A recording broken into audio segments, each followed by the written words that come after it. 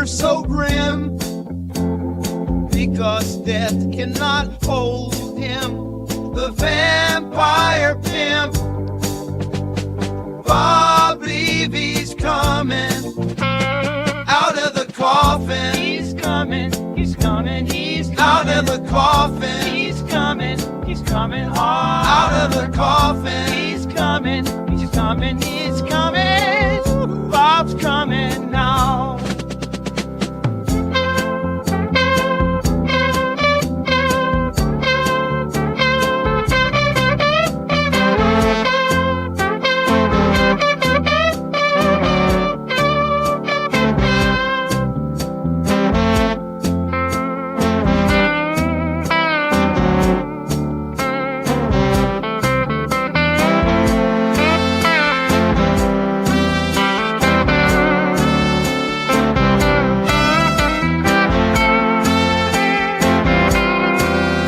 Not taking this shit.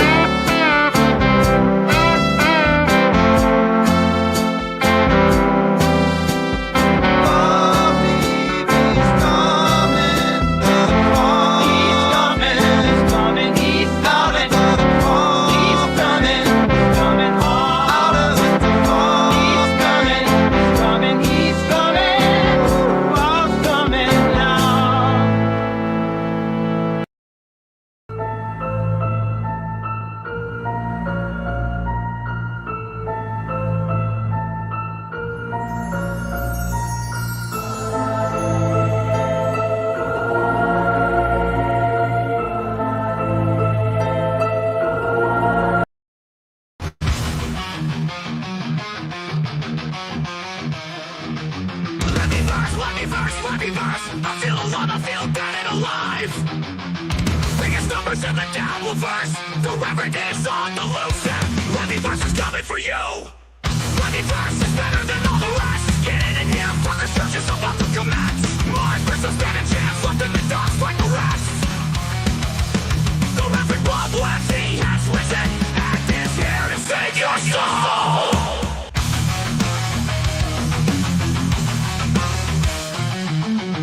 The show was amazing last night, better than the rest. $2 away from the goal, you people are amazing. Leatherverse has the best heart in the business. The full moon is coming, and this vampire is in full force, that's the truth. Stand up, special coming soon, Leatherverse. It's amazing, I've been busy doing nothing by the moonlit pool all night. The future is coming, bigger and brighter than the rest. Turn on your gifted memberships, we're the best.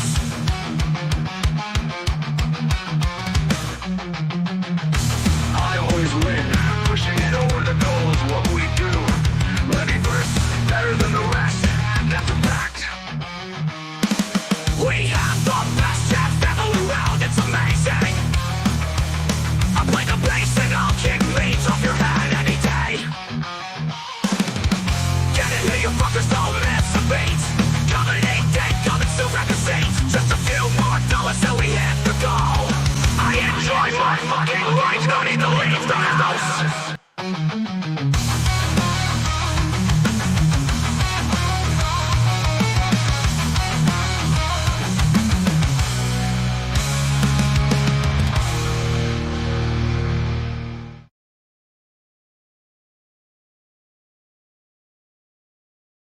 You did. I did it again. I knew I was going to do it again.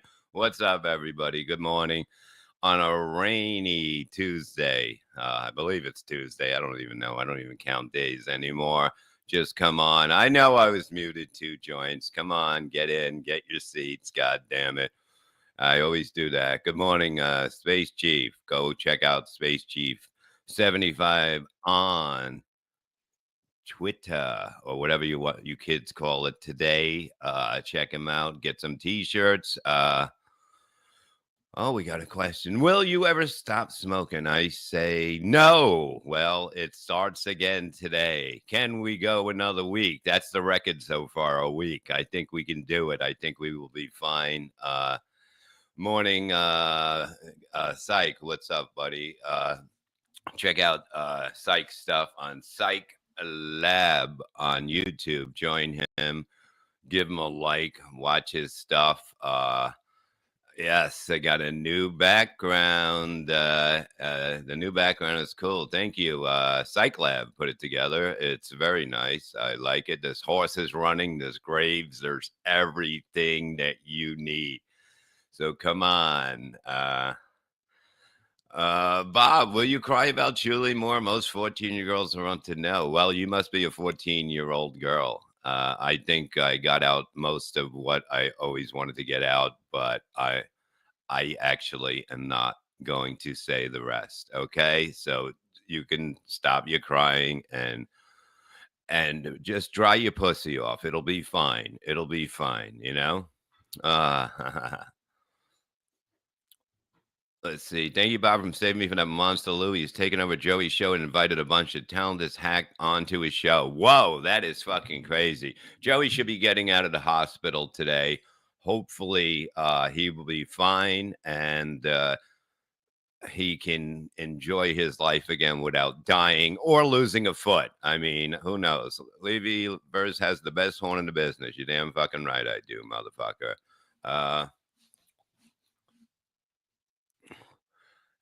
Let's get Baron out of the way because Bob has been acting like a 14-year-old girl. Just because somebody says something doesn't mean that they're wrong. Okay, and somebody that doesn't say anything doesn't mean that they're right. Remember that. Okay, but it's all good. It's all good, my little girl. It's all good. We will get your pussy wet again, and we will fucking make it beautiful. Yes, Bob stinks. Look at reels. Is that the lame mustache? You know, it's kind of falling on that side. It's kind of thick on one side, then all of a sudden it just says, I don't even want to be part of this anymore. I can't. I can't. He's got a little short afro, but he looks so adorable. It's the eyebrows that make him adorable. Okay. The eyebrows, you know, the eyebrows look so fucking beautiful on you. Reels had a stroke? No, he didn't have a stroke, Terry Nee. His fucking mustache had a fucking stroke. That's what happened.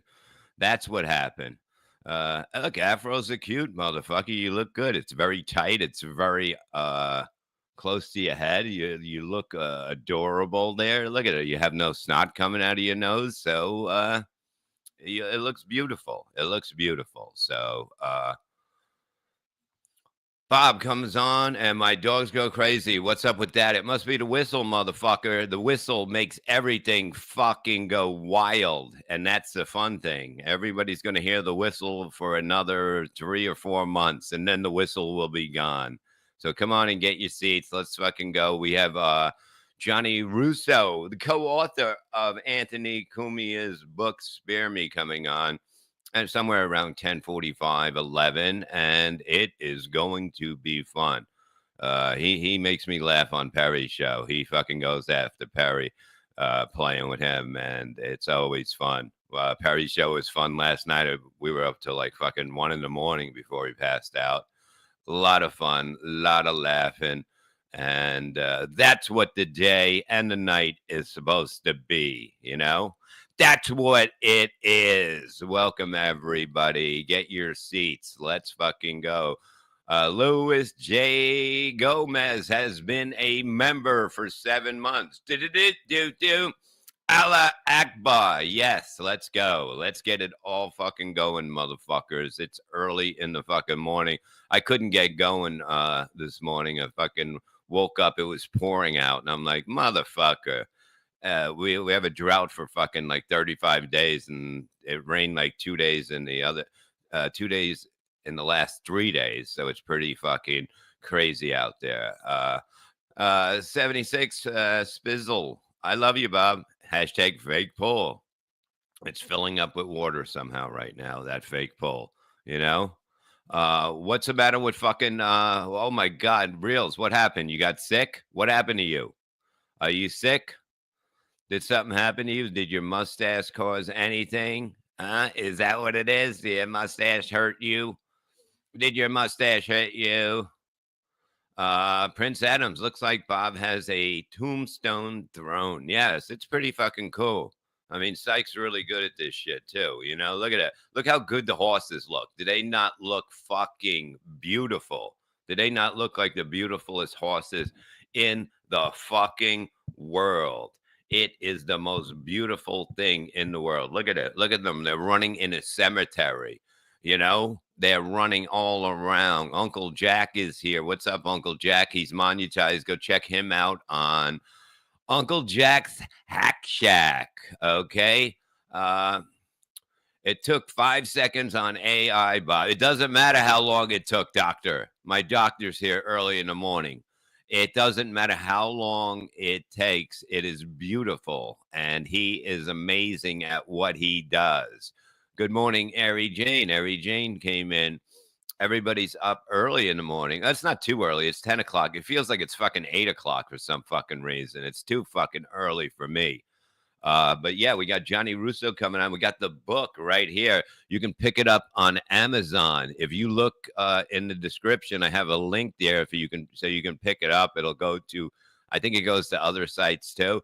Look how adorable Anthony was. Look at him as a little child. Look at him. He was so happy, and that he's still fucking happy because he's winning. He's fucking winning. Let's get to a few things before. I heard John said I sent him the link the other day. I don't know what is going on in people's minds, but he was never sent a link from me. Never was. He says I was trying to make up for it after I trashed him. I trashed him for 10 minutes the day before, but I sent him a link, he said. Can you please show the link? I want you to show the link, and I want you to show the DUIs I have, or whatever, the DWI, DUI, whatever I want these shown, because you said that I got all these DUIs. I don't even have one. Okay, here's Joey. Oh my God. Here he is. Joey's got a message for everybody. Let's see. Oh God, I got to read. Bob, I died last night. I am in the cemetery right now. Oh, no, that's not what he said. Okay, Bob, I got home last night. I'm on 4 medicine now. I feel very weak. I have a lot of doctor appointments coming up. Just talk to, okay, when to come, okay. I am dead. Okay, we got you, motherfucker. So we got to start that card thing for Joey, because he can't get around. He's got no power. He's got no power in his feet. His feet are going to get cut off, and we don't need a footless Joey C.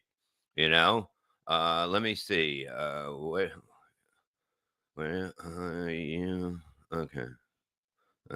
So he's home and he's doing it. There we go. Jay Valentine. The link is in the description for Levyverse memberships. Use code Joey C's Foot for 10% off. So go and get that right now. Get that out of the way. Today's goal is $22,462.13. And the membership drive will be 20 today. So if we get that right out of the way before Johnny Russo gets here, we'll be in good shape. But Joey is doing very good. Joey is, okay, he sent me a picture of him. Okay, let me get it up here. Shit, how do you do this? Fucking,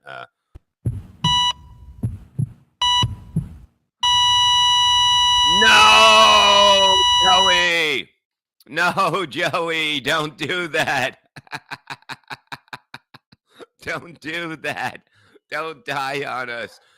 What do you think? He's got a sugar foot? Shut up. Joey's alive. Oh, the dogs heard the fucking beeping. That's what it was. Oh my God, they got all nervous because they thought Joey was dead. Joey's not dead. It's just a beeping noise. He's alive. Holy shit. Joey's not dead. Sorry about that, Thunder. Oh my God. Yeah, no, that's not, Bruce is there too, but he got he got a haircut. He looks adorable now. Okay? Play the beep again. I'm not. I'm going to mute it next time, God damn it. But it's not funny with it muted. It won't be funny without the beep in it. That was Uncle Poopy that did that. And how about a little congratulations to Uncle Poopy? The baby should be coming in about a week. We're excited for him, and I'm sure him and the wife and the whole family is excited. It's going to be a glorious time in the Uncle Poopy land of joy, and that's happening soon. Yes, and of course, Vince is here already. $2. Why my girl has no talent, wants to sit with talent. No, just wants to sit with family. We're family. You remember that? It's always family. Everything's always family until they want to get rid of you. Thank you, Vince. You can come in as yourself. It's okay. It's okay. every Vince is like one of the easiest ones to figure out, but he doesn't stop. I just don't know where he gets the time for us. I swear to God, like if I put on shows, I'll listen to them in the background and that stuff, while doing other stuff or being outside, or have the radio out there and listen to it. This motherfucker is on every fucking thing. Give Vince the link. Not today. I have a guest. God damn it. What's up, Fadot Young? Look at you, looking all fucking buff on a fucking chair, watching people go by. You're on a little fucking bench, just chilling, motherfucker. That's what you do, motherfucker. Oh God, Brock Lee is back. It's right. That's right, Miami. Brock Lee. Brock Lee has made his return. I do believe Vince was Brock Lee too. I mean, it had to be him. It really had to be him. It just seems, because Brock Lee paid for John to go to Atlantic City, and I don't think he actually met him. Yeah, look, everyone's like, "Holy shit!" Yes, I'm telling you, it is. It's gotta be. It's gotta be. No, I met broccoli. Where? The Chinese restaurant? Did you order it? You didn't meet broccoli. What does he look like? Is he Chinese or is he not? 100%, 100%, people say. It's 100%. I don't know, but it could be. It could be. It could be. I don't know. In AC, you met him. Okay, well. I really believe Vince probably paid someone to go up and say, "My name is Broccoli." Vince has everything on strings here. John says he plays the puppet thing. He doesn't play the puppet thing. Vince plays the puppet on everything. Where's Dave? Hit me up this morning. He'll be back next week. Next week. It's going to be fun. He's got some good stories, I'm sure, and it's going to be a good time. You wouldn't have Rev Fugly without Broccoli. Yes, Rev Fugly is a fucking talented motherfucker, too. We all going to be working on stuff here to fucking upgrade shit and make it fancy and all that, okay? Lou the God is more famous than Vince the lawyer, Bobby Fran said. But Bobby Fran will be on at noon o'clock today, BF Live, from noon to 3, motherfuckers. 3. Broccoli, $2. Bob, very lucky to leave Loser Pedom Network. Well, thank you. Thank you. Broccoli. Ryan A, 199. Bob, is your puddle chicken unpopular at Thanksgiving? I haven't made that in a while, but I will make it again. You know, I do have I have a cooking show that she has to edit it, and we'll get that up this week. And we're just getting shit ready for Thanksgiving and enjoying time off and just sitting around laughing and having fun. But the puddle chicken is a classic. I think the one that I make that is not up yet is the salmon one that I made, and the Italian dishes I made. It'll be all on one. Okay, so Ryan, everything will be fine. You will be able to, and the puddle chicken thing is up there anyway. So, Bounce the Cat, member for 3 months. Do Lee B. Verse, my new morning show while I piddle about. Thanks, Bob. Joey, behave. Your body has spoken. Exactly. I mean, it's spoken and it won't shut the fuck up because he's got like it's more than one fucking thing. Like I could see if you had a little bit of chest pain, you go in, but if you waddle in there with those fucking elephant feet, something's up, motherfucker. Like there's two major things. They don't even know where to look. They don't even know. They can't even get the bed sheets over his feet at night when he's in the hospital because they're humongous. Those fucking feet. If he stepped on your toe, he'd kill you. That's how big his fucking foot is. God damn it. Thank you for being here, Bounce the Cat. You know? Vince, $2. I get sentenced in 2 weeks. Thanks, Gina, for the support. The support. Vince is out of his mind. Oh God. Let me see something. There it is. He's club-footed, you asswipe. No, he's not. I mean, that is. I don't even know what kind of medicine they can give you. They can. Yeah, it looks like somebody put cement in it on his feet, and they're ready to throw him into a fucking river or something. I never seen anything like that fucking creepy before. I mean, when you look at a foot like that, like a foot is not a good thing to look at to begin with. But when you look at it and it's like swollen and that, the fat is probably going over the toenails and that. I didn't even take a good look at it because it was fucking scary to begin with. I just couldn't. I was like, Jesus, just put a blanket over it, hide it, you know? Wait a minute. My doctor says the medicine is amputation. Oh God. I know that fucking word. Yeah, but maybe it is, maybe it's not. Fucking why does my doctor have to come in here with words like this to fuck everything up? You couldn't say putting them down or whatever the fuck it is. You have to make up names like this. Oh my God, it's like it's terrible. Hellraiser 69. His foot looks more like a water balloon, It definitely does. Look, there's Hellraiser. He's 6'4". That makes me 6'3.5". Okay. Yeah. Euthanasia. Okay. Whatever. But before you put that up, you put those words next to it. Like if you're going to put in a word, people, that I may not know, do like he does, like with the lines that go like this around it. And then I can understand what you're fucking saying. Just help me out a fucking little bit with fucking words. God damn it.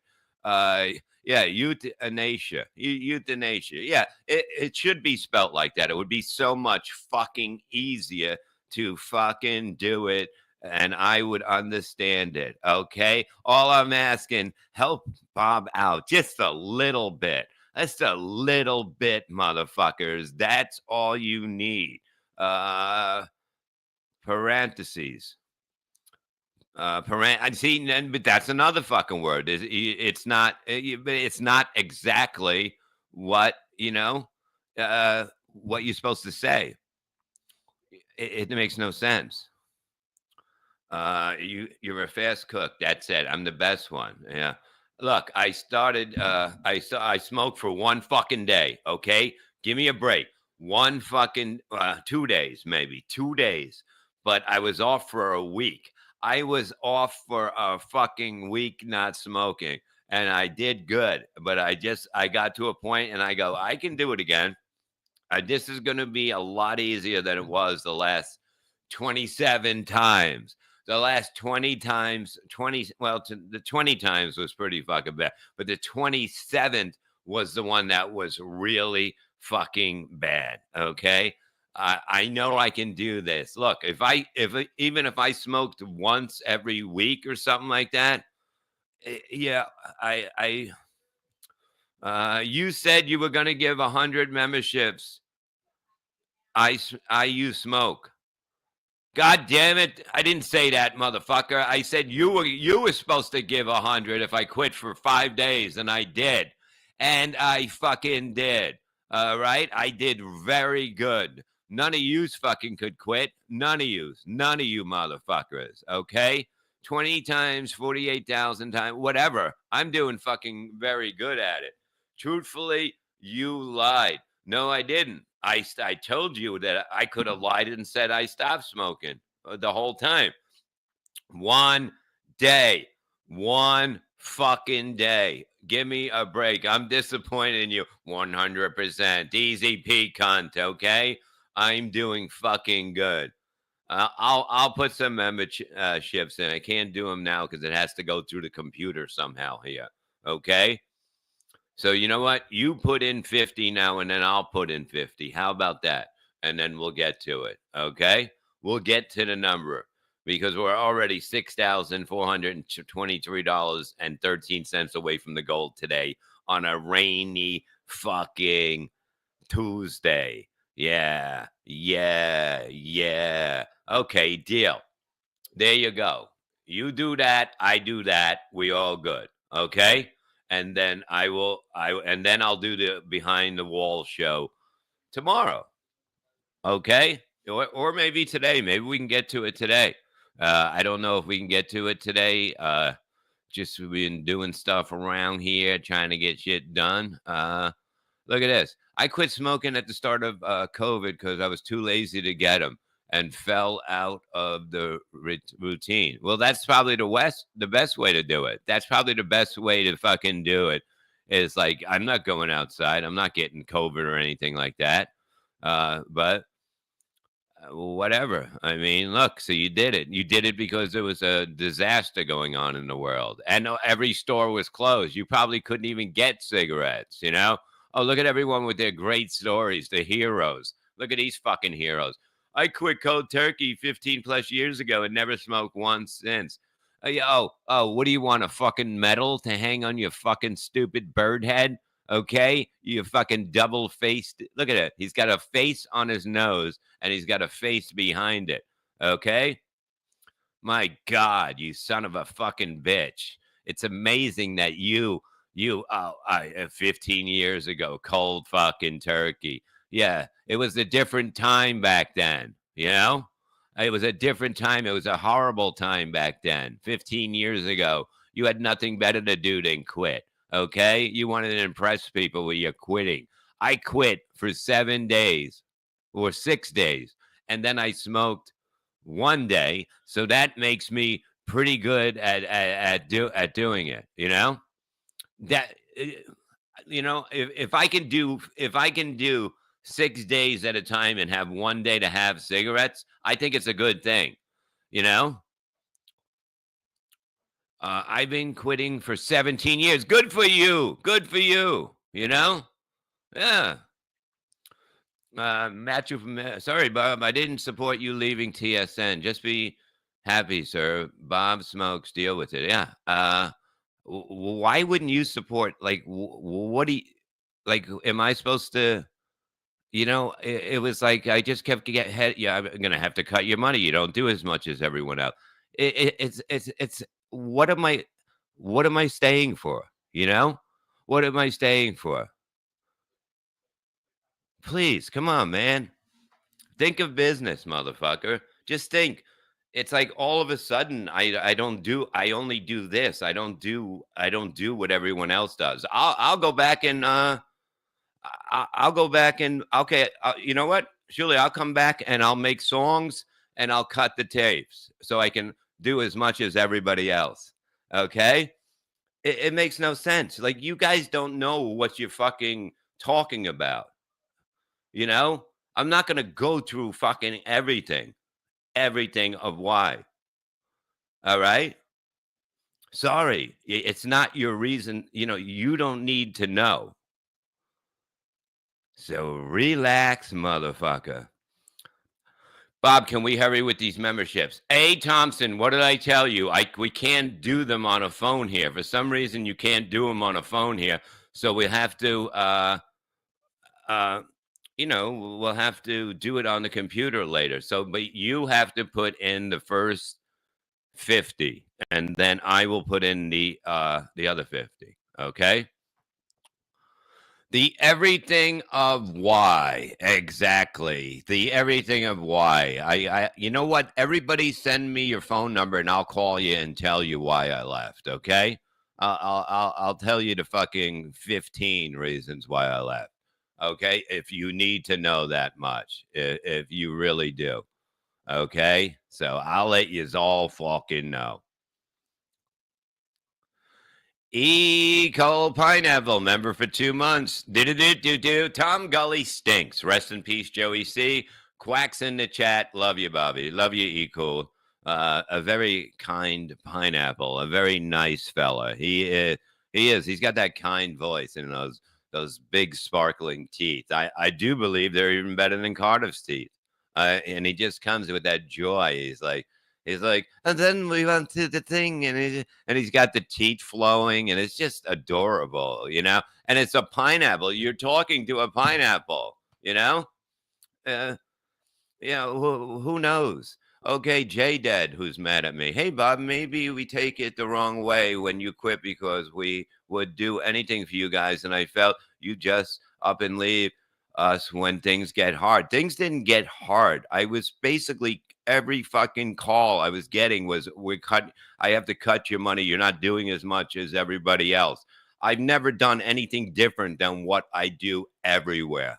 Okay? Everywhere. You know, I was told what I should be doing in the house. Everybody's sitting in the living room, everyone's in the kitchen. It's like nobody owns us, you know. It's like we're just going to hang to do a gig. I mean, what's the big deal of what I'm doing, you know? And when I get threatened that, oh God, you're done, you know, that's it, just leave. Okay. And I said, okay, I'll leave. But then I got to call back. I didn't mean it's not the right time.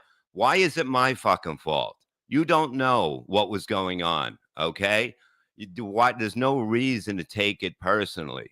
There's no reason to take it personally. This is the business. This is not friendship, okay? Because they would have contacted me, okay? After I said I want it because I did it wrong the way I quit. And I said, let's just sit down and talk, all of us. But somebody sent me a clip that Julie said, the majority. I thought you were the leader. I thought you're the leader, Julie. You should have said something. And to say we're still friends, you know what I mean? Come on, dude. After all the shit that you fucking were calling me and saying fucking fucked up shit, you know, and I'm not bringing it up, okay? But don't fucking come and play high horse, motherfucker. It's just the way it is. Sorry. Thank you, Cool Pineapple. Ryan A, 199. Bob, is it true Ronnie Munn taught you how to read? Maybe. I'm not a good reader. I'll admit that. I'm not too good at reading. You know, that's why I'm not good at roast because I can't read. It's better for me just to talk than to look at a paper. I might have my days where it works and it continues and I'm good like that. But the majority of times, I'm just going to fuck up words because I'm not even good at, look, I'm only good when I'm on stage riffing. I am good with the words I'm saying. In regular life, it's very hard for me. It's very hard. Reading is fucking mental. Remember that. Remember that. The Shuley Network, $2. I never asked you to cut tapes. We had down month. But I was getting these offers to take less money right after Devil. I mean, come on, man.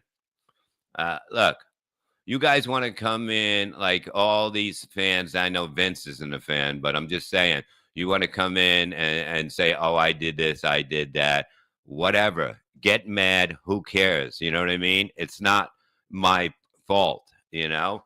I was basically pushed out and I am going to walk out. What do you want from me?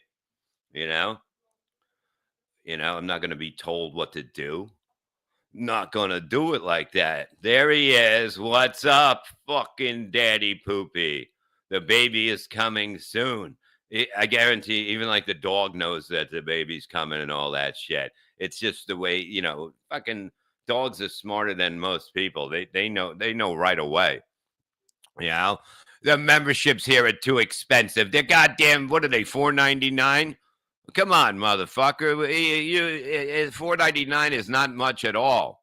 Okay? It's a poopy baby. No, it's not a poopy baby, but it's what it is. You know, it's Uncle Poopy's baby. A very talented motherfucker, you know?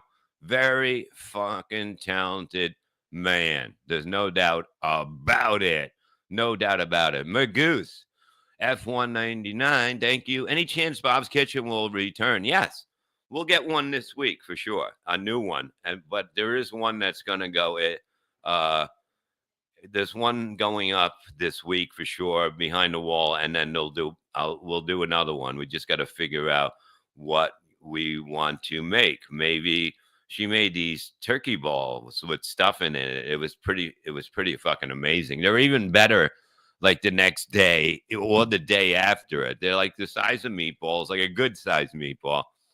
And it's got turkey, not relish, fucking celery and fucking all that other fucking stuff in. And what you'll love it, okay? You'll get the recipe, you fucking bird. You calm the fuck down. The fucking Fonzie of birds here. Look how fucking beautiful. Look how fucking beautiful. You know, look how fucking beautiful that fucking bird is, motherfucker. Miami with $7,000. God damn it. 99-cent super sticker. Thank you, Miami. What am I going to do? Buy a potato chip with that? Is that what I'm going to do?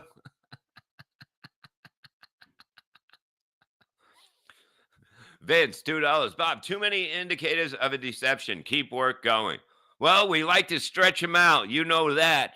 We like to stretch them out for fucking 8 months. That's how we do it, you know?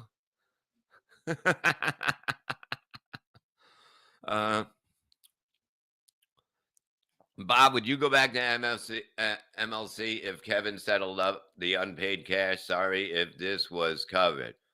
Uh, there's a whole bunch of stuff that have to be talked over. I want to go and do a show basically, and like it was at the beginning where it was funny, but I'm not gonna just fucking, he's gonna just be yelling about people. It's just like, I can do that here and there. No, so I'm like, I got some good people behind me here, and we're gonna really start putting shit together, and it's gonna be nice. I got some fucking talented people here, and they all want to get this stuff going, and it's going to be really good. So don't worry, we're gonna be fine. Okay. I think it's gonna be a lot of fun. But yeah, I mean, I think that once we really start going, we'll start getting shit together next week. I got a few meetings with people, and we're gonna go from there. We're gonna go from there, and you're gonna see we're gonna have high quality shit, and it's just a lot of fun. It's gonna be Levyverse is the place to be. Yeah, and I got this man who's fucking very talented. I got a lot of guys that are very talented. I'd like to just go and do a show and enjoy myself, and hopefully you'll enjoy it too. That's the whole thing. But it's really good. It's like I really think it's going to yes. Well, just go over stuff. Like we're going to go over stuff that we want, that we think that it should look like, some ideas and that stuff, or where we're going to go. Yeah, it's not really meetings. Well, it's a short thing, you know? It's a short thing, and it'll be good. It'll be a quick meeting, and we'll be like, "Hey, let's do this. Let's do this." Uh, it's all fine. It's going to be a wonderful thing. Uh, Surviving events for $2. Would you just be yourself once in your fucking life? I know you're tiny and you're small and you don't want to be yourself. I wouldn't want to be myself if a fucking cat could take me down and destroy me and rip me apart. And you couldn't even, you couldn't even fight back on a cat. Sorry, I defend Julian X. Can I see your pin? Your pin? What the fuck are you talking about, Vince? I don't even know how many fucking accounts he has. Yes, he has this one too, $2. Guess who in majority voted to hear you out? Guess who's in majority voted to that? I don't even know what the fuck you're talking about on that one. Ryan A, 199. Why didn't Artie offer you a role in Beer League? I'm not a good actor. I'm not an actor, you know. I don't really act. I go and like in Perry's thing, it was no pressure, it was fun, and it comes out easier when you're not really under pressure. Anything is like that when you're not under pressure. But yeah, I there's a rumor I'm going to be in Beer League too, so I want you all to sit back and get ready for that one. This one, the movie ends halfway through with a rain delay, so and then we're going to push it to another sequel. So it's going to be something special. I really think you're going to enjoy what we're doing there. It's going to be on fire, and it's going to be good. You act like you got a pull. Yeah, it was fucking material for fucking a year, wasn't it? Over a fucking year. Over a year. My God. Over a fucking year. Jesus fucking Christ. Hey, you guys still talk about the fucking poll. Huh? Huh? Huh? But yes, thank you. We're going to Beer League 2. Look for it coming soon. Can we get the Joey Seabird, please? For $2, the dogs are going to bark. All right, of course. Let's see if they do bark. You ready? They may be somewhere else. All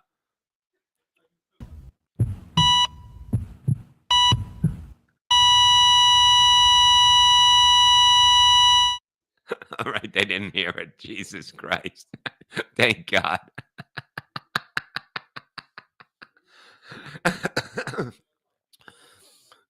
Jay Russo, to the majority of TN voted not to talk to you, Dopey.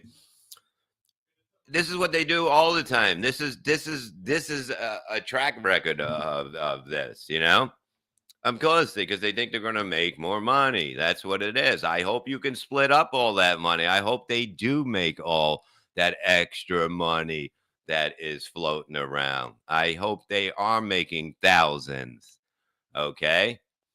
But it just shows you how people are. Okay? And this is a fact that Vince is writing.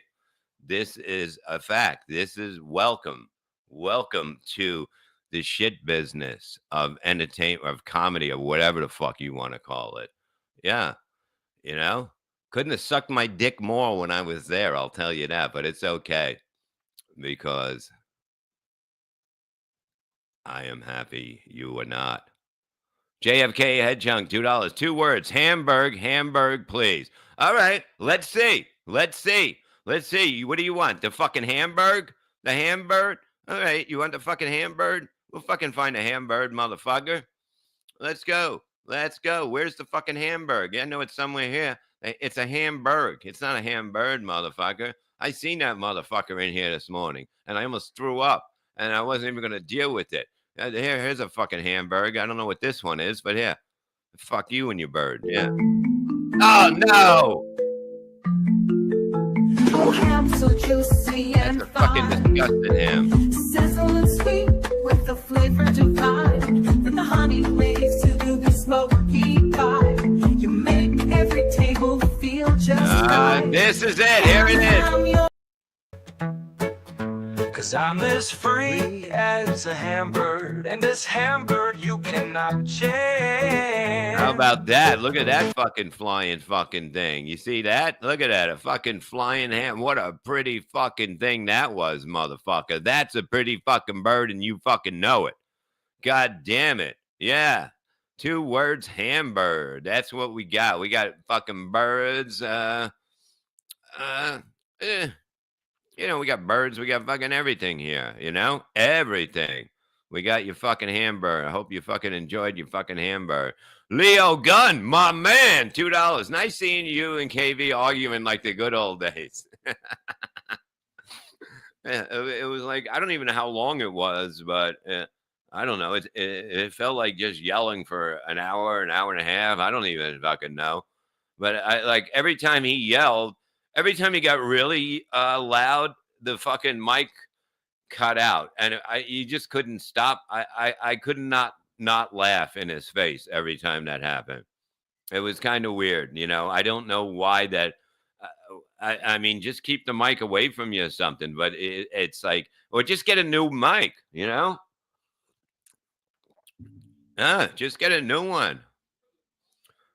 Good to see you, Leo Gunn. Leo Gunn. Mm. Oh, look at this. We got our guests ready. This is going to be good. This is a funny motherfucker. And the co-author of Anthony Cumia's book, Spare Me, that you can find. The link is in the description here. You hit it, you go to Amazon, you go to there, you go to this, you go to that. And also, if you guys can put it in the chat too, but you got to pick it up. I have it right here. I'm about to read it. I mean, I opened it. I'm not a reader, and I opened it up and I go, no pictures. And I was like looking at the beginning, but I like the way that it's set up. I like the style of how it is done. So you don't, it's about one person. It's just like set up like that, the perfect way. Ladies and gentlemen, the talented and lovely Johnny Russo. What's up, brother? How you doing, Bob? Good to see you. Good to see you, man. Doing pretty good. I hear you, man. Yeah, thanks for promoting the book. I know. So you're going to read it? I'm going to read it. Like it's like with books with me. Like if I ever go into a library, I can't. I'll flip out. You know, there's so many books and shit. Yeah. Like I'm not a reader. But I heard there's an audio tape, right? You can get the. Supposedly, I think so. Well, I hope so. I don't know the exact what's happening with that, but Okay. they're supposed to be. But you know what? For the book version, we went for brevity, and you detailed. You know, there's no pictures, there's no forward, there's no acknowledgments, there's no really anything. It's just brevity. It's bare tactics. It's just Anthony ranting, and that's kind of what we wanted to go with it. The fewer pages, the better. We went for brevity on this one. No, that's the whole thing. Because like when you look at the book, like when I looked at this, I'm like, this I can tackle. I can tackle this. I mean, this might take me about 2 months to read it all, but I am going to. You know, I love it. Like you can see it starts off with Artie. You know what I mean? It's like that's the way to do it. Yeah, we left off with the Artie. Yeah, because that's kind of how it ended the first book. So we wanted to pick it up from there and just going behind the scenes with all the craziness that happened with Artie. And you know how crazy Artie was. Yeah. So, you know, there was a lot of stuff that wasn't known how bad he actually was when they were doing the A&A show, which was hilarious. That was one of the funniest shows ever. Those two together. They were so quick. Oh yeah. And so funny. But behind the scenes, it was bad for Artie. He was not doing well. No, it's like that's why like I am happy that he finally, you know, you could tell that he got his stuff together because he disappeared, you know, and sometimes it takes people longer, you know, and it's very hard not to, you know, it's like anything. It's like quitting smoking. Like I stopped for 6 days and now I had a cigarette the other day. I had a couple, and then you could stop again, but you can't have that with drugs, like especially heavy shit. Yeah, no, he was very bad, and I know a lot of people were insulting Anthony, like, well, you're enabling him. Yeah, that to giving him a job with him, you're enabling Artie. Well, you know, then so was Judd Apatow. Judd Apatow cast him in that show. So if Anthony's doing Judd Apatow, you know, Artie's a big boy. He spends his money the way he wants to. Yeah, you know, you can't babysit the guy. He's a grown adult. So you know. People blaming Anthony for enabling him is kind of, you know, horseshit.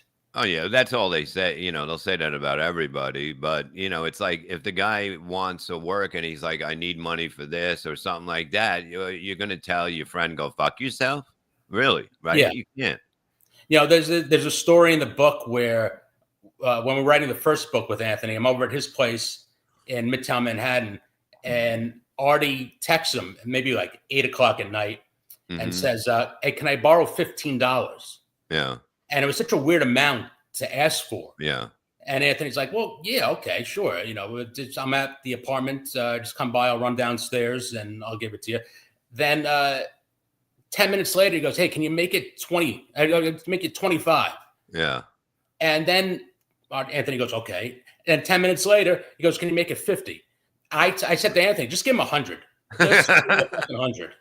Just give him a C note, Rosado." Yeah. And, but yes, that and when And when Artie came by, Anthony had to go down to the apartment. I said, I'm going with you. I have to witness this. I have to see it. So I went down with Anthony, and we were kind of on a sidewalk, and there was scaffolding. And Artie pulls up in one of those taxis that have like the van cabs where the side opens. Yeah. So the cab makes a quick stop. Artie flies open the door. He comes out. This is like 9-10 o'clock at night now. He's got his sunglasses on, his wool cap. He's stumbling out like Jackie Gleason out of Took Shores at 4 o'clock in the morning. And almost like handing gorilla banana at the zoo. Anthony hands him the C note over the scaffolding thing. Like, here you go. Here you go. And he's like, oh, I'll pay you back tomorrow. I'll pay you back tomorrow. And he goes on his merry way and goes. And the next day was that episode where Stuttering John was on. Oh, my God. And Artie was late. But the first thing Artie did was pay back Anthony the $100. And then you see John so curious. It's like, there's money exchanging here? What's going on with this? So that was that famous episode where Artie just destroys Oh, John. my God. That episode. That drove John crazy, you know, because like it's very, you know, when you're in a room with Artie and Cumia, like, it's like, okay, what do you expect? You're going to get bashed. You know what I mean? What you got to do is just keep up with them, or try to, or just you know what I mean? At least have the power to fucking come back with some funny shit to be able to be in that room. He showed that he didn't belong in that room at all. No, and you know what? In all fairness, that was the worst seat to sit in between Artie and Anthony, because those two were just boom, boom, boom, boom, boom, rapid fire. And that happened with lower comics. There was a guy named some comic out of Detroit got on the show, and I looked back on it and I taped it because I was curious, because he spoke so little. Out of a 2-hour show, he spoke for 1 minute and 30 seconds. Really? And he couldn't. And then Dice Clay got on the end, and Artie's like, "Oh, you're gonna have to go, Zach. Zach something. It was his name."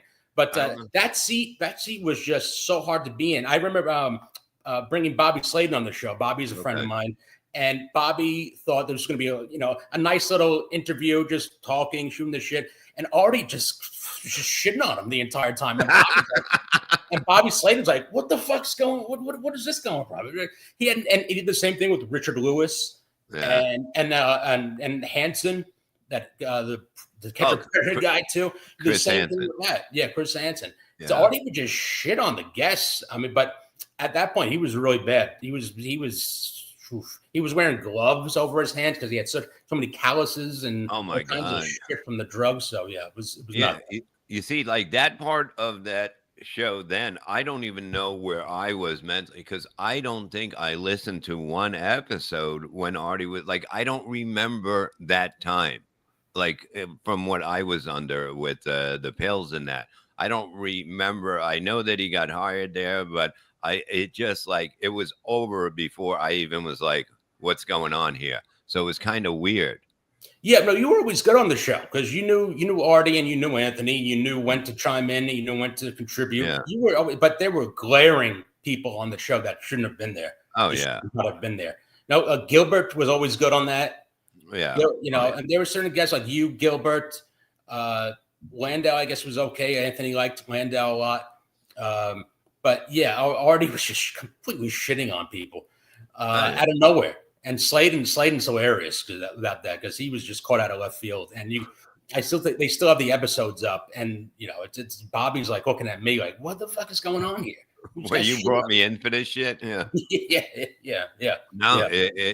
It definitely was like with the two of them was like insane because they're so fast. That's like when you go with when you go on with Anthony, it's going to be a good day. It's going to be a fun day because it's like, well, all you have to do is say something and you see it light up. You see it light up in his fucking head that like, and he's so easy to work with. There's no doubt about it.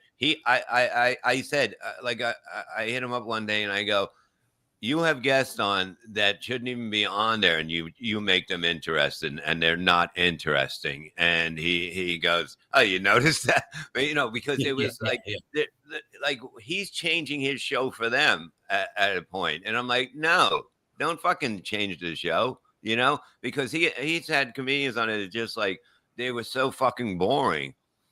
And he had to change his whole fucking thing to make them a little bit. But if you're good, he's gonna make you look great. If you're great, he's gonna make you look fabulous. Yeah, Anthony's a pro. He knows how to conduct a show and deal with guests, even bad ones. Like Dan Natterman was always a horrible guest, like getting blood from Stone at a Natterman. He's horrible.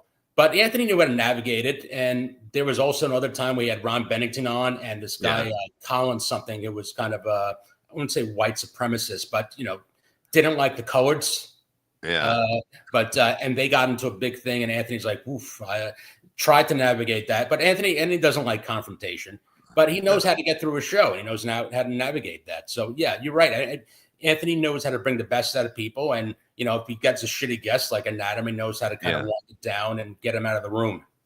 Oh yeah, and especially with somebody when Artie was there, like that, like, man, it's like it's time. If you say it's time to go, it's time to go. Like it's like when we used to, like Otto would go up, and late, like even just fucking, like you'd see people fucking just ready to leave the club, like people that didn't understand it. When you have people that are totally dying laughing, having the time of their life, and then you look at other people just picking up their stuff on the table and having this look on their face as they're walking out. He's like, leave, you cocksuckers, It was like the greatest thing, because it's like you can't do it for everybody. No matter what you do, you're not going to make everybody happy. So do what you believe in, and the people will come.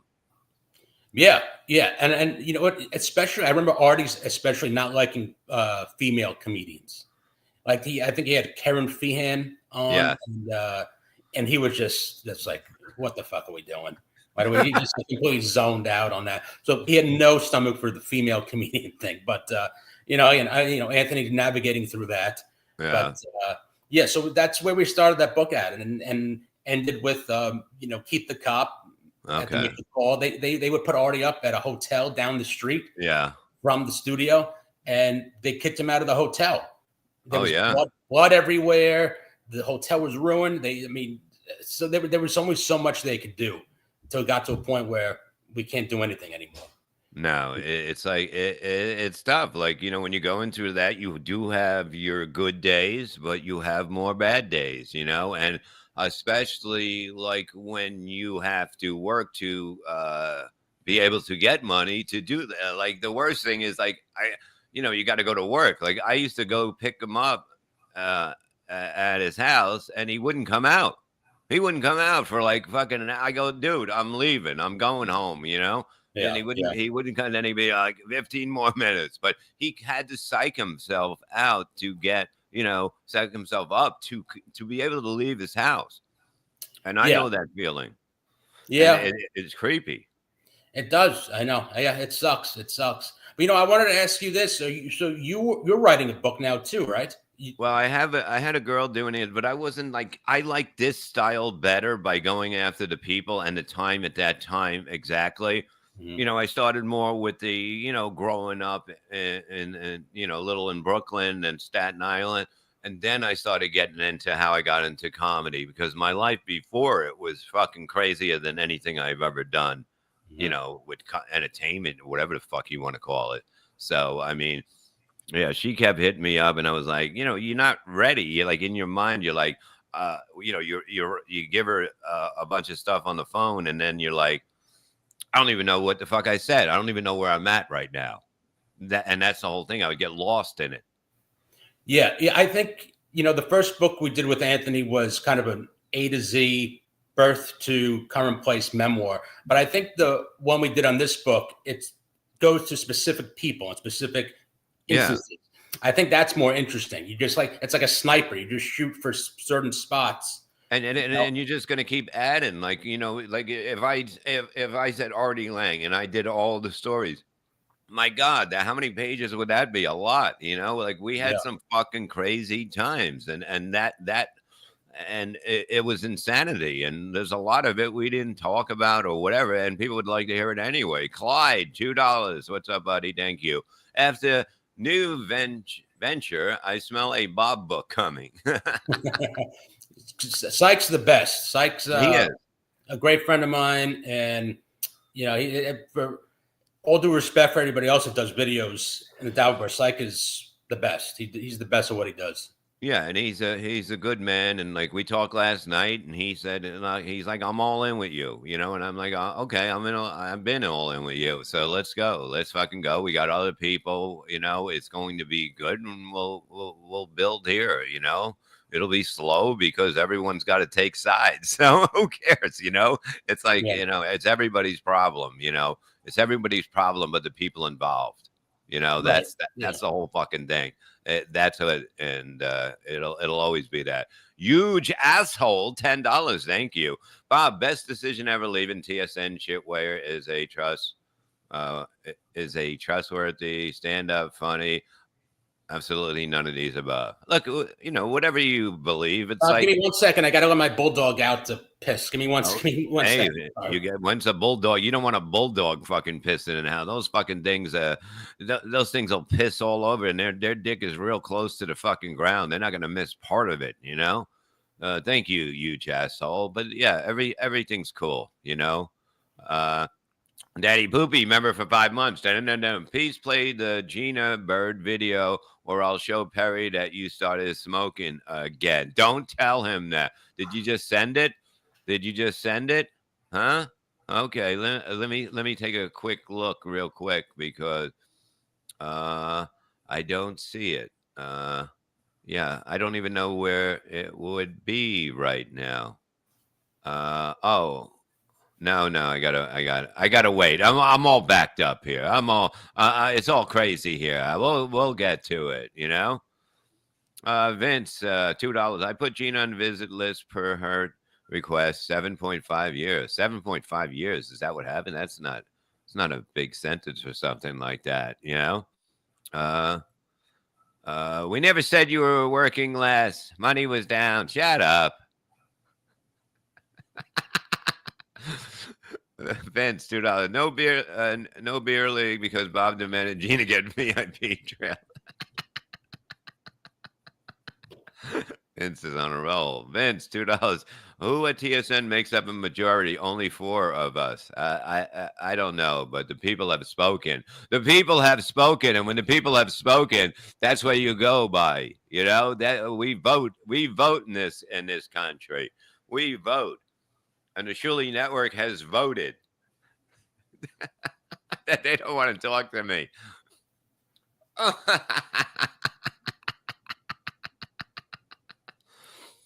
Take the what is that? Take the Shuli money and buy us memberships. Shut up, Bird. We'll get to it. We'll get you fucking memberships. We can't do it on the fucking phone or anything like this. Majority sucks. Exactly. Here it is. Okay, here it is. We'll get the bird up real quick here. We got the Gina bird. I don't know what this has done, but I'm sure it'll upset some of you fucking bitches. Here we go. Let me just get this up, Johnny. We have a new bird, the Gina bird. It does the Yoko scream, and it's amazing. Here it is. Let's put it up real quick. Uncle Poopy, greatest, one of the greatest. Bird, fly with me, let's fly away. No love for death, so let's head to Galway. Gina bird, fly with me on the boat with the most. Gina bird, fly away to Use the. Very nice. Good stuff. Oh, these guys are so talented motherfuckers, They really are. And he doesn't even have a site or anything to send people. He just loves doing it, Yeah, he's great. He's a good guy, and does the best stuff. And there are creative people out here. As much as this is kind of a wasteland of trolls and whatever else, there are very talented people that follow these shows and do great work. Yeah, like Syke and Uncle Poopy and Mars. There's so many of them, but like it's great. It's like fucking like this. I don't know how to do like to write your email in instead of being able to click on it and it goes, because you weren't in the thing. I was like, God, and I'm looking at it, and then I'm like, oh, Jami. I put 2 M's instead of N's, and I'm like, if I would have sent that, I would have been sitting here, and it would have been ridiculous. Yeah, yeah. So I think you should do a book, and I think you should do certain aspects of stories instead of like an A to Z biography, as we talk about. 'Cause I don't. Nobody really gives a shit where you went to middle school and what happened in your childhood. I think what's more relevant now is just recent stuff that people want to hear about. Yeah, and but I have some crazy stories growing up like that. They're not. It's not normal. I mean, it was fucked up. Comedy. You might it saved me. But before that was fucking pretty insane. There was a lot of shit going on. But yeah, I totally like after seeing how it's done like that. That's the way to do it. Bob went to school. Yeah, I went for a little while. As John says, I didn't graduate 3 times. How do you not graduate from high school 3 times? How does that happen? Like he could be the dumbest fuck in the world for a Mensa person. Like I just don't get it. But you know what he doesn't get? He doesn't get comedy. He doesn't get comedy at all. He thinks that if you have an opinion or just a joke about somebody, you're fucking with him. No, he's a mental patient. He's a legit mental patient. I tried interacting with him sometimes, and he's just like everybody else has the same communications with him. He's crazy.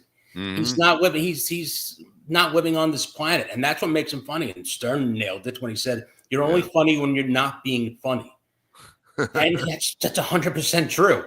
He's only funny when he's not being funny, when he's trying to be performative John. There's a lot of John, but performative John is a special one where he just tries to act out and he thinks people are laughing with him. Everybody's laughing at him. I don't know if he knows that or not. Do you think he knows that? Do you think like he just wants the viewership and he doesn't just give a shit? Or what's your take on him? Well, I just think that like he does think that what he's doing is entertaining. I enjoy the show. I really do.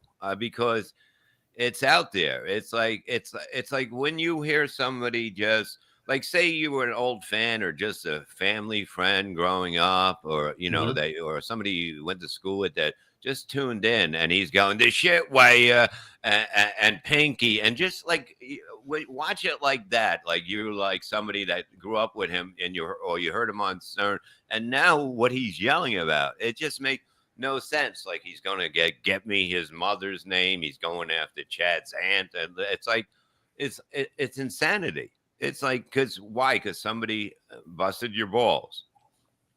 It is, but you know what? It's funny watching him work through his own logic. He goes, "I don't draw first blood."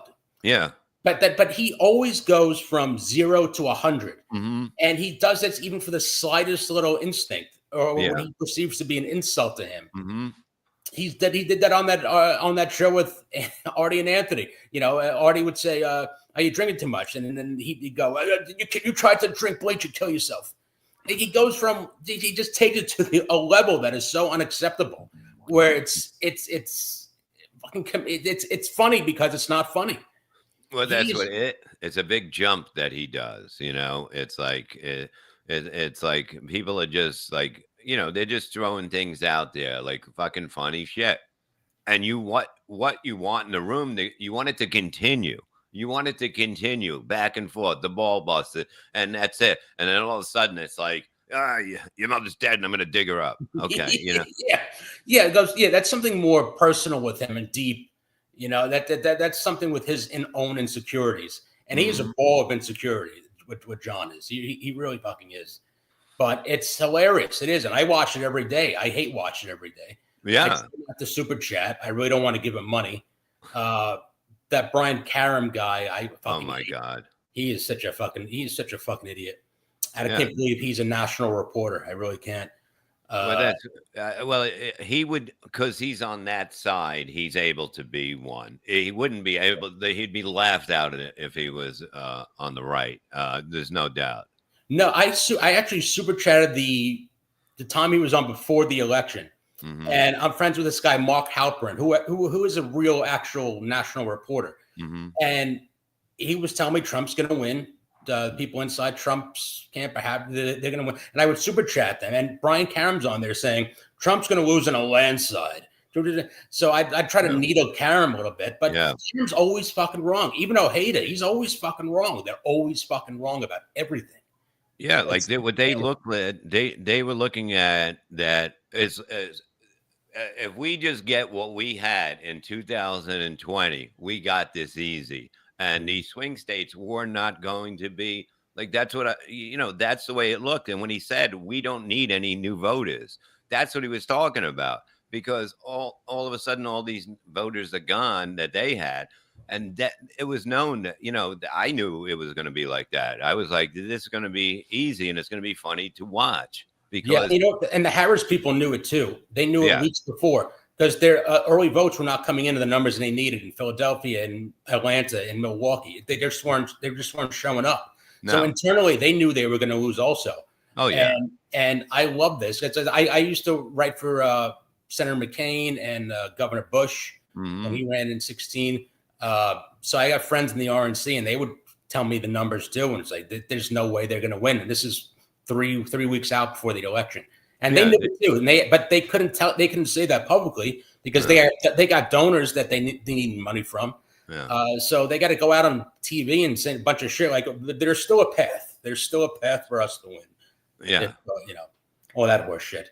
But and they knew it. They were bussing people in for these things. Like all of a sudden, like how does somebody that was a complete piece of shit to everybody, like as a vice president, all of a sudden is the choice. Now we're going to. It doesn't work that way. It doesn't. Yeah, supposedly the Obama people really drove in this behind the scenes with Nancy Pelosi, and they wanted a primary, but Biden was like a fuck you. I'm going to endorse Harris, and you're going to take her or leave her. So it was kind of Biden's middle finger to come out and endorse her right away, which they did not want. Yeah. So that was a kind of final FU middle finger to Biden, to the establishment of the Democratic Party on his end. But watching John and Ojeda and Karen, they're all conspiracy theorists. Ojeda's going up. Russia is going to invade Europe, and he's Jesus Christ, what fucking drugs is he taking? I'd like to have some. Well, that's what it is. Like, I don't understand how they can say this is the greatest economy happening right now under Biden. Like, when anybody, even if you're a fucking idiot, you just go to the store and go food shopping. You see what's going on, and they never helped the middle class. They never helped the middle class at all. It just or the black or anybody. It was all. It's all to, these people coming from other countries, just letting them in here, paying them when there's fucking homeless vets around, it doesn't make any sense. It's like, why would you do that? Why would you let the cities like fall apart with drugs like this? Yeah, no, it's like saying they tell you crime is down in New York. Yeah. Okay, walk around New York City. It's not. Yeah. It's not. It was horrible. It got horrible. Like even where Anthony was at, like that block. You remember you get out, you walk 2 blocks, and it was fine. And then all of a sudden, it's like you come back and you're like, what the fuck happened? It's different planets. It's really, you got like 14 homeless people smoking weed, shooting heroin, and that was right next to Penn Station, where Anthony's studio was. Yeah. So all kinds of fucking and 15 blocks up, you got the Port Authority. That whole fucking block is just shit. I mean, that is really just horse shit, that block. And I think that's where Stevie Lou got attacked, and on that corner with the pizza places. Oh, it was there? I think somewhere around there, yeah. Wow. But it's just shit. It's just shit. Yeah. And watching John and he's got to bring his mother into everything too. His liberal mother. That's probably where Yeah. he got his ideas from. That I'm from Denmark, and everything was nice there because there was nothing but white people and farms in Denmark. Yeah, exactly. Nothing else to deal with except Yeah. cattle and grass. That's all you had Yeah. to deal with in your life. What are you having for breakfast? Happiness, Yeah. it's a fucking wonderful thing. What am I having for breakfast? No diversity or crime. That's what I'm having for breakfast in Denmark. Yeah, exactly. It's like you got to calm shit down. It's like you got to get people together before, so at least people can put out the, the right thing for people, like to people to understand. Like it's like when you say, "Oh, we're taking advantage of," everyone's like, "Yeah, we're taking," and then when you don't do anything about crime, it opens up everything. It opens up everything. It opens up from the stores closing down to people getting killed and then nobody's going to jail. If you got no rules, you have nothing to lose when you already have nothing to lose because the Democrats basically put you in this situation. Yeah, that's what it is. It's a liberal policy. Compound David, formerly Bob's fake pool, member 9 months. First time Bob didn't rage quit. Bob is now an adult in his 60s. Love you, Bob. Happy Thanksgiving. Happy Thanksgiving to you. Is that a turtle going in the water? I don't even know. Is that a rock or a turtle? It looks like a turtle. Looks like John. It looks like Stuttering John's tattoo jumping in the water. Victim mature, member 5 months. KB owes you back pay with interest. It happens all the time. It's not debatable. Yeah, it's like KB was saying, like he came on here and he was like, I don't, you went on and sniped me or something like that. The day I go, so that means that you don't have to pay money that it made no fucking sense, his argument over that. Like people are just fucking insane in this fucking world. That's why it's better to just get away from all of them and just fucking, and sit here and rebuild. That's it. It's madness. It is. It's kind of like a retarded Game of Thrones type of thing. It really is. I mean, everybody's got to carve their own way and their own path to do what they kind of, get through the day and make some money and entertain and put on a show. Everybody's got to figure out their own way, but it's not it's even a never-ending soap opera. It's a soap opera, really. Yeah, it's like retarded mafia. It's almost like there's 5 fucking retarded families that all they're gonna do is dox, do this, dig this up, do this. It's like there's nothing. The funny was gone from it all. It's like that. If you listen to it, this is what they did. Hey, put this up, put this up. Come on, man. It gets to the point where it's like ridiculous. It's just fucking 5 retarded mafia families doing it. It would be a funny movie having 5 retarded fucking. It'd be hilarious. It'd be that scene in The Godfather where they're sitting at the conference table and Vito wants to call peace and he's sitting across from Tattaglia and Barzini's at the end. But everybody just has Down syndrome and they're missing a chromosome. That's endless entertainment. It's a never-ending retarded soap opera. And it's fun for the people that watch it. It's funny because it's not them. You know what I mean? It's like the easiest way to explain it. It's not them. Mm-hmm. That's the whole fucking thing. That's the whole fucking thing. They're going to watch other people watch people destroy each other. That's fucking entertainment for people. It's been like that for fucking the longest time. Why do you think like a National Enquirer did so good when it came out? It was fucking just attacking people. Yeah, and everybody, they'll see what what happens on your show, and they'll see what happens on Kevin's show, and they'll see what happens on John's show, and see how every other show reacts to another show's thing. Exactly. It's a cycle that's that just doesn't end. But it has viewership. There is interest in it, so that breathes life into it. So it'll continue. The cycle will continue as long as the cycle continues. And right now, it seems like it's going pretty strong.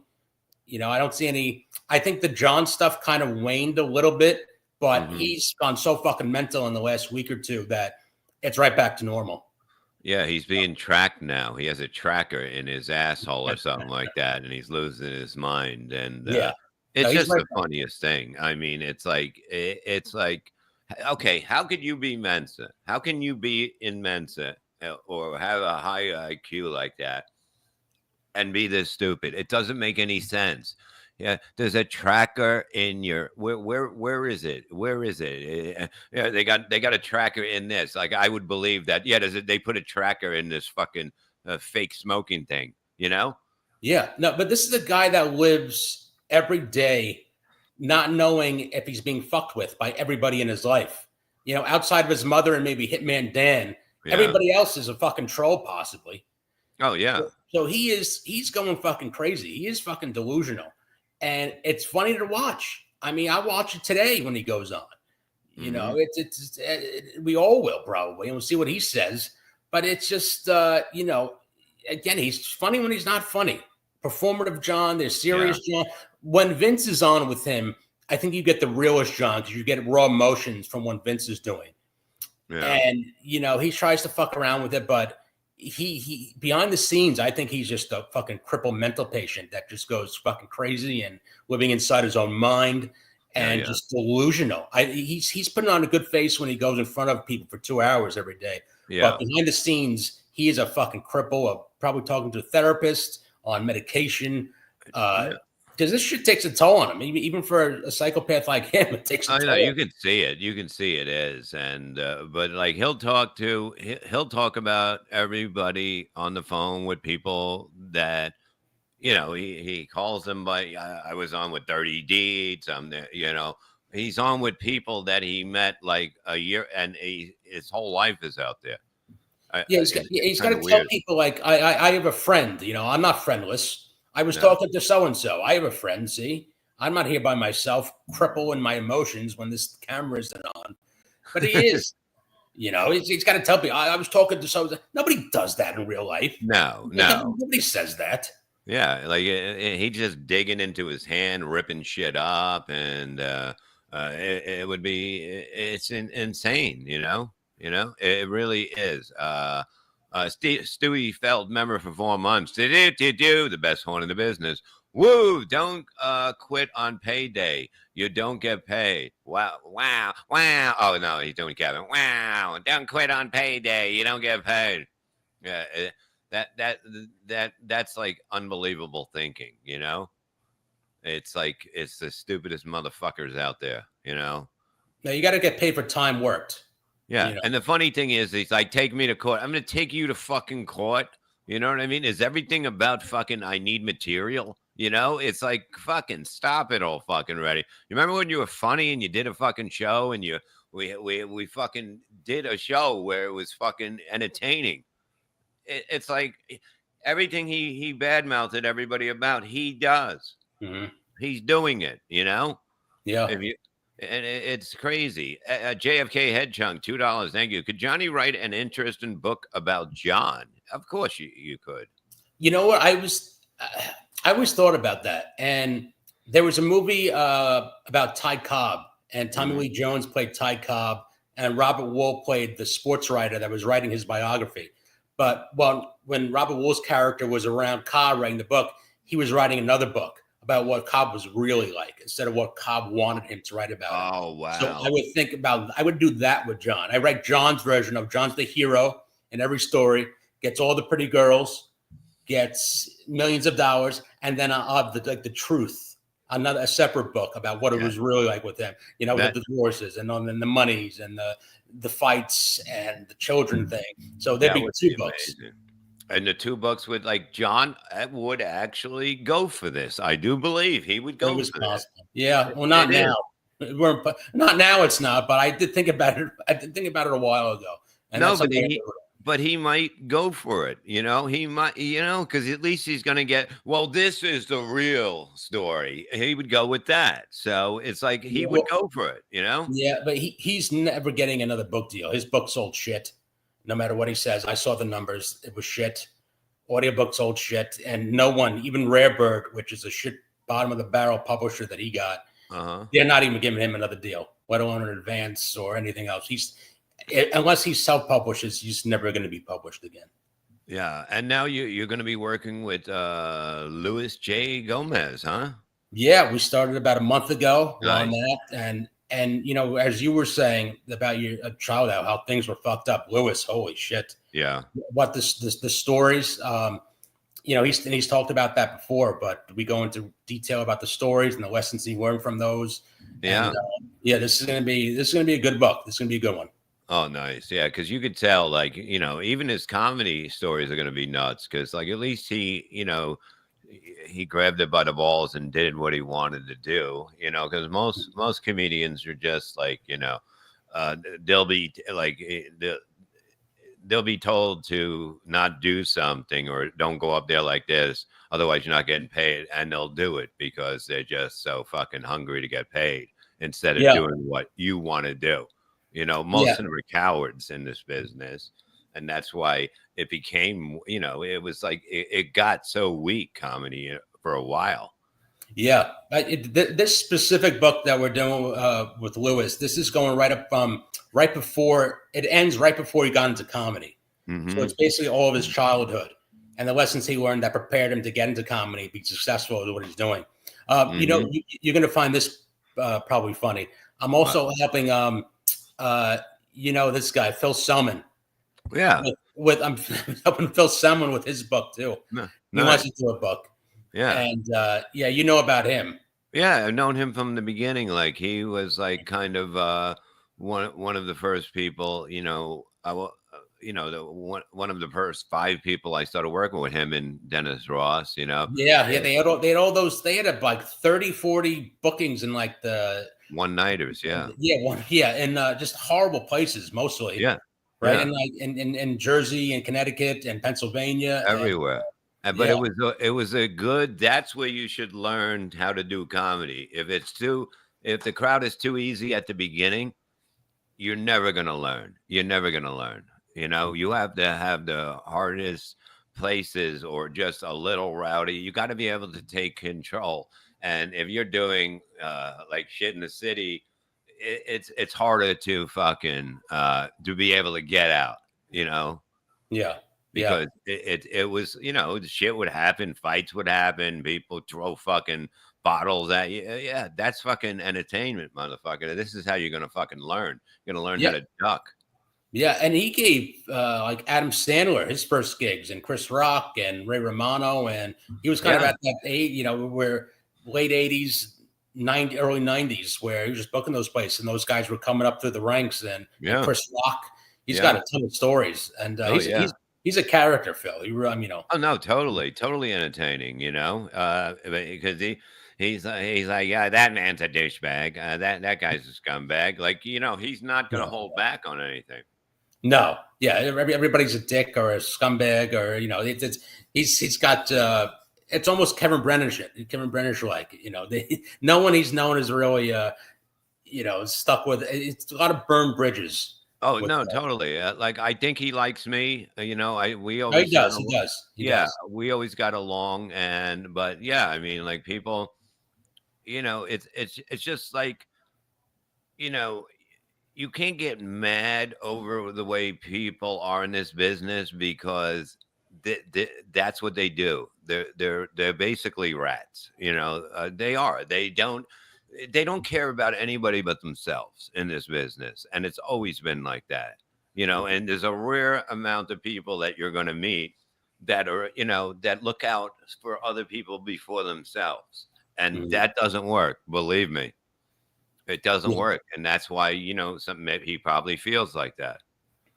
Yeah. I mean, you can always know that going in, but you really don't know it until it happens to you. Until you experience, dealing with people and that happens. But, you gotta roll with the punches, I mean, he's doing okay now. His mom passed away and he came into a bunch of money. So he's very happy. Sorry to hear that. Yeah, that sucks, man. That sucks. Compound David, formerly Bob's Fake Pool, $2. Thank you. I took the picture at Niagara Falls, potato country. Oh. That is fucking beautiful. I haven't been there. I was there as a kid in Niagara Falls. Like, now you can see it behind. Yeah. But it's fucking amazing like that. It just doesn't, like, one day it's just going to fucking knock over every fucking town out there, Just fucking flood everybody. because something's gonna fucking happen. Like it didn't rain here for fucking how many days, and then all of a sudden it's fucking rain. Like everything dried up, right, in the area. Everything. There was no rain for like a month and a half, and then all of a sudden it rains, and like there's no grass. Like the grass is gone. You know what I mean? Everything just got kind of dead. And once the water hits it, it's like fucking. You just see everything going to the streets and shit. Now the sun's coming out after the fucking rain today. I'm like, what the fuck is this? That's why I want to move. I definitely, we're thinking either staying here and just fucking going all in with shit and make it like fucking Jamaica back there, or go to South Carolina, which I loved when I was there. And, like Anthony loves it there. And he said he would show us around the area. It's beautiful. Like the downtown is amazing. And everybody gets along. It's like, it's everybody out there, especially when I was out there, no matter who you were, whether you were black, white, Puerto Rican, it didn't matter. You were raising a family, and everybody had respect for each other out there. And like they call that racist, but it's not. Everybody, you haven't been there. It's a different world. It really is from the Northeast. It really is, and different vibe, particularly South Carolina and Georgia. North Carolina. Florida's not like that. Florida's kind of like New York South. That doesn't have the same Southern vibe to it. I mean, Georgia, South Carolina, North Carolina, that's old South, and that's a different vibe, and it's great. Everybody lives together, fucking, it's peacefully down there for the most part. Yeah, it's great. And I've been to Charleston. Charleston was awesome. Beautiful. It is. It's beautiful down there. Yeah, there's so many beautiful things out there. Like the downtown Greenville, like that park with the fucking water and the fucking trails and these fucking beautiful plants and trees. It's like heaven, And there's restaurants all over, and people are out walking with no worry in the world, no worry about looking around and that. It's just a great thing. It's what you think civilization should be like in a diverse culture. Yeah. It's totally different from New York, Jersey, Philly. Totally different. Yeah, like nobody's gonna act like they're polite. Like you can trip somebody and they'll go, "Oh, sorry, I hit your foot." It's like, yeah, you could try to mug somebody and they'd be like, "I'm sorry, my wallet wasn't more accessible to you. My apologies." If I can write you a check, if you can wait here, I can go home and get my checkbook. And I didn't know you were low on money. Right. But it is like he's having the time of his life down there.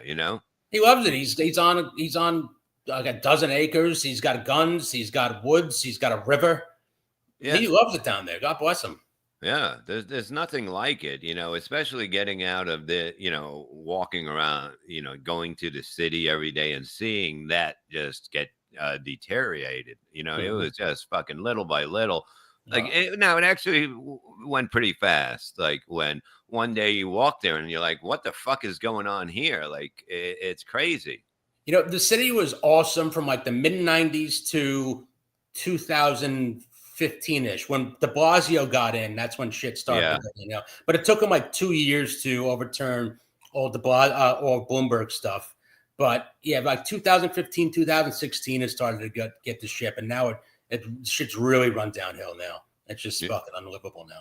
Yeah, I mean, have the prices went down to live in the city or no? Is it just went up? Yeah, it went up. I mean, I lived in Manhattan for 20 years, and I lived in a studio apartment on the Upper East Side, and my rent was about it would go up from like $1,300 to when I left it was $1,800. Now that same place is $2,500. Wow, and you got to worry about the bullshit, Yeah, and it was a studio apartment too. It wasn't some penthouse or anything. It was a studio apartment. It's now $2,500 on whatever the fuck the thing I looked it up. That travel Airbnb or whatever the fuck it was. Wow, it's insane. The prices just keep going up and up and up because they have people that from other states that come in. You got these teenage girls in high school and in college. They watch Sex in the City. They think how great it's going to be to live in Manhattan. And they come in and they're tourists, and their rich parents will pay for it. So that's Prices Yeah. keep going up, and there are no real Manhattan people anymore. Like old New York neighborhoods, like the Lower East Side, or Yorkville, or Hell's Kitchen, where people through generations lived in that city in the same apartment. That doesn't really exist anymore. Everybody's from somewhere else. Everybody's fucking tourists living there now. Well, that's what it is. People get out. They're like, it changed. So, like, imagine just being able to, when you walked out of your building and you just walked into the street. Now you would have to look around. Like, that's insanity. That's no way to live, because something can happen. You don't know. There's people outside just living, like maybe a few feet away. They're just sitting against a wall with a cardboard box, and it's like they allow this shit. Like, what do you do about this? You have to make places where, to get people off drugs and that stuff, you at least give it a try to bring them to a place, and have that, even though the rate will be very low. I mean, it could be 5%, but at least 5% of them are going to get their life back together. Yeah, you know what? When I 6 months before I moved out, it was so bad. I'd walk in the streets. I wouldn't even walk on the sidewalk. I'd take my chances getting hit by a Buick than being punched by a black guy. Yeah, it's violent. It's like people, once you become, I guess, homeless, like all of a sudden you just like, fuck it, I'm gonna drink, I'm gonna do drugs, and people are just out of control. And there's no way that they're not teaching anybody a lesson by keeping them in jail. That's the whole fucking thing. If you hit somebody, you'll be right out. If I hit somebody, I'm gone for whatever. They'll make my life hell. Yeah, you're done. Just the way it is. Yeah, you're done. And you can't have separate rules for separate people, and you can't. That's what separates people. That's what makes it, like, because everybody's like, this is bullshit, and they need more people to stand up and say, you can't do that. You're making us look bad by doing this. You're making us look bad. It makes somebody be hated because of that shit. Yeah, I mean, when you can't go out, I mean, liberal policies, the liberal DAs, they ruin the city. They just, handcuff the NYPD. They can't do anything. Cops, like, fuck it, let them do whatever they want. Cops don't want to get involved. Why would you? No, yeah. No, it's insanity out there. Yeah, this is a comedy show. This is everything. We do fucking everything. Jeez, we can't have a nice conversation here once in a while. What do you want to see? A fucking bird fly again? You want to see Joey C? Look at him. Oh, Joey. It's over. Joey, see you later. Yeah, he's out. He's on all these medicines and shit. But I hope he's doing all right. I wanted to ask you about Perry. How did you first get involved with the whole PCL world? Basically, she had me watch Windy City Heat before I was even interested in it, and I was like, I didn't know what it was. I just looked weird. And then Franklin Chekla would come in, and he would say stuff, and then he would send clips, and I go, this can't be real. This is not real. This is like, this guy is an actor. And then I'm going, nobody can be that good of an actor. And like, I thought it was all fake. I really did. And then I would watch it a lot, and then I would understand what was going on. Okay, now these are the things and that. And I don't even know how I first got on with them, but I kind of knew everything. And then, me and Perry, we get along great. We actually have fun. Like, when I go there, we hang out, we're happy to see each other. He's a real good guy, but yeah, they drive him crazy. You and Perry are the best shows. They're just the best. The way Tom has it set up with you right next to him now, it's just, I mean, that's, scheduled viewing right now. I mean, those are the best shows. I try to super chat him like once a show.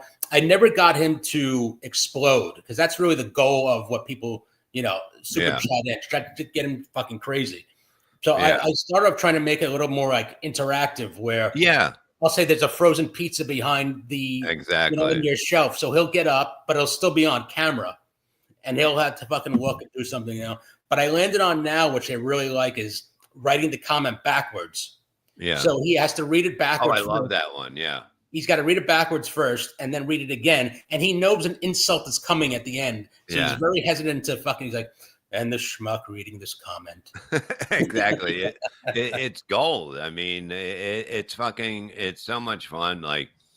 Because it's like you don't know what's going to happen, you know? Like any other show, you kind of know what it is, and that's it. You got to, when you're on there, you have to be able to, I want to make them laugh.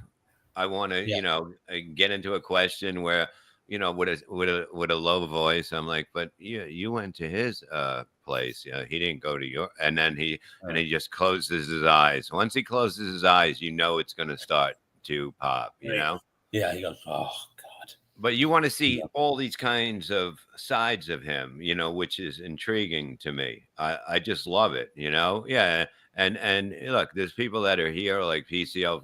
They're over there, and they're just great over there. Like it's a family over there. Soviet Ghost, one of the best to get to him. He's great. God, he's an OG.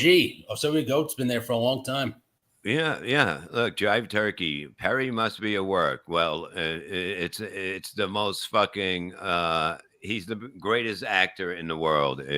If he is, it's just it's amazing. It really is. Like it's 5 hours. You can watch it or be on the show, and it's just it's entertaining. But do you think it's kind of like John, where John kind of be performative and he knows he's being performative? Do you think Perry has the cognizant and say, all right, people want me to blow up. People want me to get angry. So I'm going to do that. Or it's natural with Perry. It's all natural, because like sometimes Tom tries to come like, you can't lose your mind like this and quit. He's like, I know. But then boom, it's in one thing. Because sometimes he just loses his fucking mind. But he loved when the show's done, when I'm like, I'll hit him up and I'll go, that was a fucking great show. You're the best. And he goes, thank you, man. They go, but it just restarts again. It's kind of like Groundhog Day, but it's hilarious. It's just so amazing to be part of it, of somebody that just fell in love with it. Yeah, no, I did too. I think, that there's not a lot of gray area in that. I think either you love it and you get it, or you don't. I get it and I love it. My girlfriend does not. She hates that I watch it because I'd rather watch that than spend time with her. Yeah, sure. How bad is that apartment in reality when you're there? I mean, is it worse than I would think it'd be? The smell and the stains and that rug and the roaches. I didn't look down. I didn't see any bugs when I was there, and it was like walking into Abbey Road Studios. Like it was like being a Beatle. You know what I mean? It was like It was like insane to walk in there and go, this is where it happens. This is where, and my wife's going like, where's that go to that room? And she goes, what? And I go, no, it's set up like this. The bed's over here. It's a separate little thing separated. He's got his credenza that fucking I've never seen anybody love so much as that. It's like walking on Carson's old set, probably. Exactly. It's not a home. It's not a studio. It's a set. Well, that's what it is. If he ever moves out, which, it would be great if he would, let Tom get him into a house or whatever. But like that would have to be brought almost there, there would have to be a room that is that. Right. You can't put Perry behind a green screen. You have to have like a kitchen behind him or something else where he can go. You can't put him behind a green screen. No, but he enjoys. Does he enjoy it? I mean, I think he does, but then he does. He hates it as much as he enjoys it. Put it that way. He also has the savvy though to film himself while he's driving up to the mountain. Yeah, to do that without even telling Tom. Maybe he does have that kind of a content savvy mind where I'll film this. So. He's still got that performative side of him that he knows it's kind of. He always will, like with a head injury, shit's going to, think it's going to change you. I've dealt with it very slightly and that stuff, but like it does. It makes things a little more foggy and stuff, but it's okay.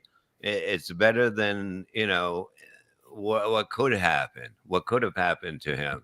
You know, for him to survive that, like when you look at that car, Yeah, like it's fucking crazy. insane. Yeah, Yeah, and but you know, and just like the stories, like he remembers. It's amazing that he can remember the things that happen, the exact dates, but then other stuff is a total. That's the weird thing about having a head injury, that like certain things you're going to remember exactly almost to the day, and he'll know the day, the year, but other things that could happen 2 days ago, you have no idea. yeah. He'll remember, a tracheotomy he had in 1983, but not remember what he had for lunch yesterday. Yeah, exactly. But You know, it's like it's new. What is great about it? It's new. It's new to yourself when you have years that are just blanked out or something like that. Like when people tell you stuff, you're like, wow, I don't even remember that. And he's got it a lot worse than what I have. I have like a tiny bit. Like what he went through so much shit, man. 3 operations. That's like fucking 3 neck surgeries. Can you imagine that? The first one is terrifying because just the way that they go right through you. They went through the whole fucking front here, and mhm. it was like, once you're there, you're like, okay, but leading up to it, like the day before, you're like, fucking, oh my God. And then you get there, you wake up and you're like, fuck, it's done. And Yeah, they put yeah. a new I neck mean, on. yeah. I mean, he does have that, and that's one of his triggers too. You weren't in the car accident, so you drove into the lady, you skipped the lane. Now those are Yeah. easy. Those are easy triggers for him.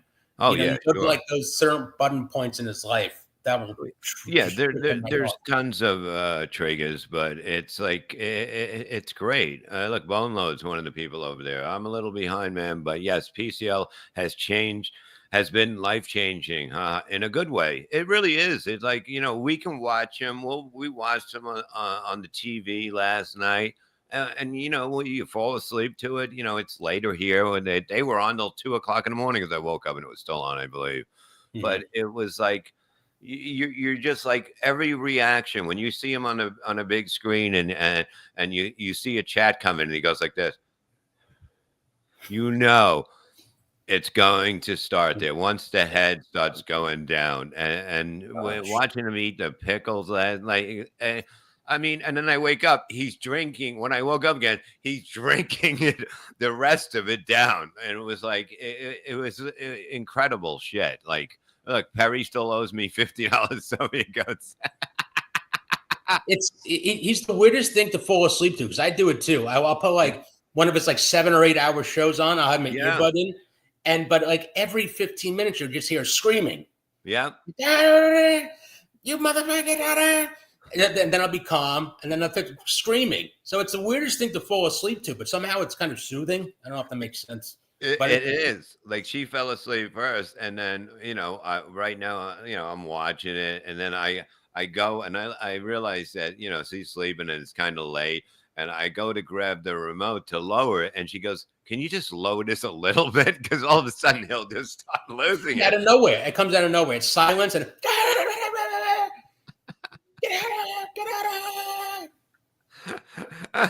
It's the weirdest thing to fall asleep to. It really is, but it's fun too. It's fun to fall asleep to. It's just amazing. We love it here, Boneloads. And you have to know the backstory to everything, otherwise it won't make sense. You have to, yeah, you have to know because you're like, why is this guy like? If you're not gonna get into it, you're not gonna understand it. You're Yeah. just not. Yeah, if you don't know what's triggering him, what's gonna get him, but it's the buildup. Now he's all crazy about the bathtub that's coming because we're doing a tub stream. And then Oh, we have the bird. I don't know if Tom showed it last night. It's the Tony. I'm getting a bird for him for Christmas, and it's a hawk. I call it the Tony Hawk. But we have. I'll show it. He'll be on here Saturday. He'll be over here with me. that'd be great. So I can't wait I'll for put up the picture of me and the Tony Hawk, like the bird that I'm going to send him. And that. Yeah, I mean you've been playing this beautifully with that blow up race car too that he was sleeping in for like a month. Do Do you come up with the ideas? Is Tom, or you say, Tom, let's do this, or does Tom throw stuff at you? How does that We do it back and forth. We actually, like, in Jim, Yeah. everybody that's there, we kind of it's always see what is going to work. Do you think this will work? What if we do this? I was like, we're gonna do the bathtub stream, so let's fucking and what's his name? I think OJ helped me with the bathtub stream. We were gonna do it, but we are gonna have it, different. But like stuff like that is you're always going through things that might catch. Like I was like, I'm gonna get him a bird. He doesn't want my dogs in there, so I'm getting a bird, and he's gonna love the bird. Yeah. And Rev Fugly sent birdseed over there the other night, and it starts it. You see, everybody, all of us are working together on what is going to be.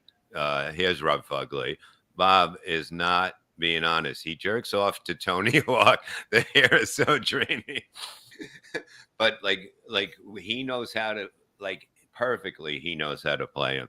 Every day it's his birthday until Perry just lost it. How many times is it going to be a fucking birthday? But everything is like kind of, a lot of what the fans do, but what we do, like, we're like, can this work? Can it work? It's just fun.